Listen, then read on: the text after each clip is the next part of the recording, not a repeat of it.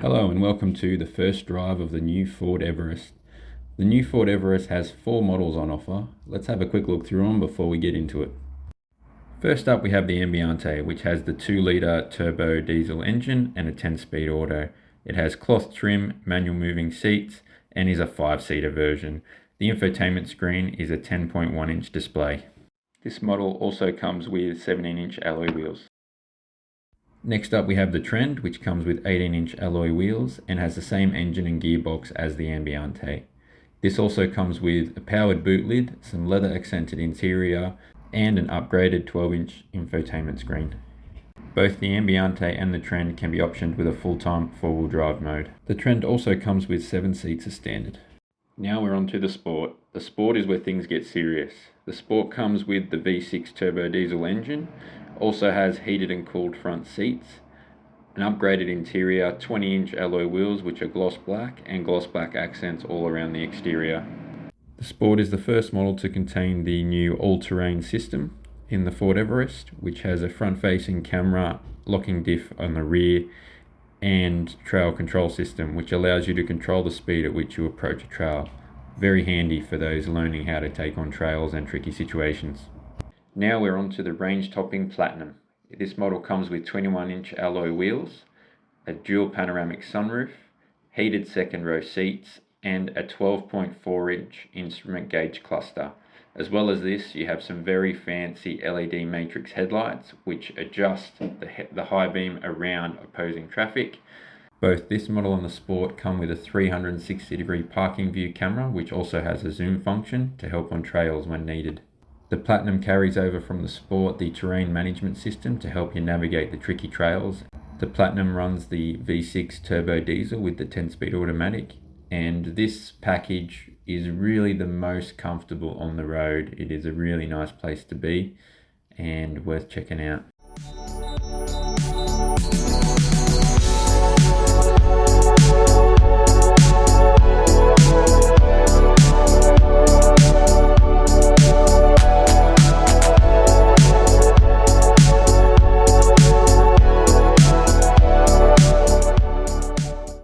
Now time for the fun stuff. So we're about to hit a 4-wheel drive trail in the Everest and we're going to see them tackle a couple of moguls, plenty of puddles, some hill descents and ascents, pitch angles, and we're going to trial out the trail management system featured on these cars.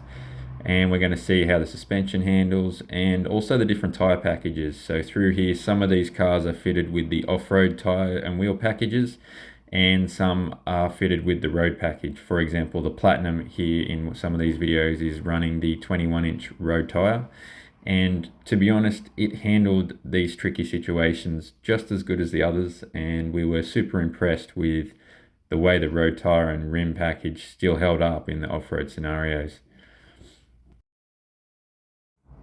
Here first up we have the moguls, where we activated the trail management system, and we can see here that the pitch of the car in front and of the car that we're in is pretty soft and there's not too much body roll, so it's pretty comfy.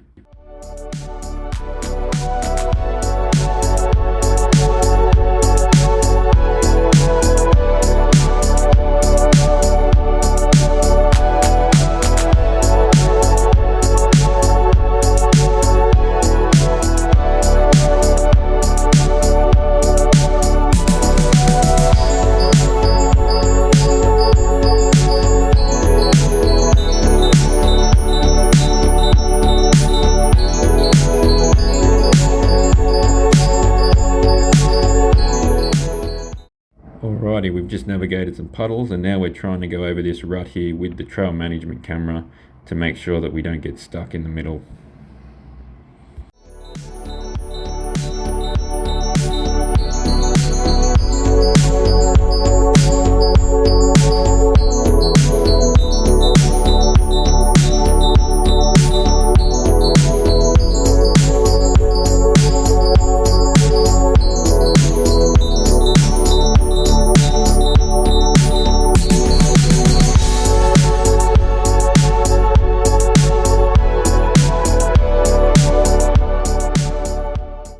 And wading through these puddles, we can see the Everest does it pretty easily. Who doesn't like getting muddy?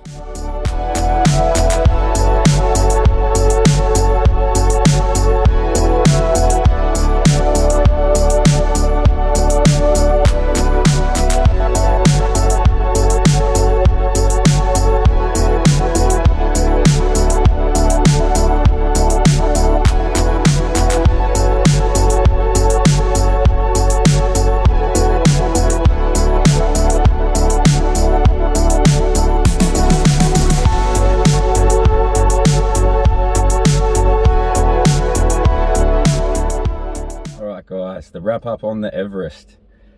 For me, the Everest was an amazing upgrade over the previous model. This thing is tough, it's wide, it's aggressive on the outside, refined on the inside. There is an amazing amount of tech in this thing. It is so full of room and so full of thought out ideas by Ford for how to make it easy for the family, for camping, how to make it easy to mod these guys. Just like the Rangers and the Raptors, these cars are designed so they can be modded. You know, ARB has been working with Ford to make all the accessories for this covered by warranty and to fit nice and easily. All the sensors and that mold into it. It's a nice comfy drive. If you are going to test drive one, I highly recommend you test drive the Platinum with the road tires, with the V6 in it. It is just quiet, comfy, and you could drive it for the longest time and feel like you haven't driven anywhere. It is just a really smooth, comfy ride. Everything feels nice to touch, nice leathers. The 2-litre was still a nice upgrade from the last model, but the V6 for me really stands out, and it's what I think everyone's going to love. Same with the interior design. It's all updated. It's very nice and plush, and lots of cabin space and spaces to put everything that you need. You'll notice the door handles are a new design, where you hold the center of the door and you pull up the pin, and that is very cool once you get used to it. It's a bit different at first, but you can see why they did it, and it makes a lot of sense once you get used to it. The digital displays on the dash are really intuitive. There's a lot more functionality in there that's easy to get to. You still have your wireless Android Auto and wireless Apple CarPlay update, as well as wireless charging. The new gear shifter is unreal with the engine, and plenty of drive modes to split everything up for you. And yeah, these are interesting. There's going to be a lot of them around, and there's 4 different models to choose from, which is unreal.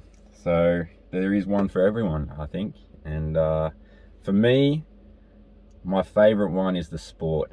The Sport has the nice blacked out accents on the exterior, the nice wheels. You can option it with off-road tires and off-road wheels, and that is a great start point for a car. It comes with the V6, and it comes with a lot of the functionality that I think most people will want from the get-go. And yeah, thanks again to Exhaust Notes Australia for sending me on this trip, and thanks again for Ford for putting on such an amazing event. They've really done a great job of showing us how these cars work and what they were intended for. And it's been a hell of a ride and a lot of fun. So thank you all.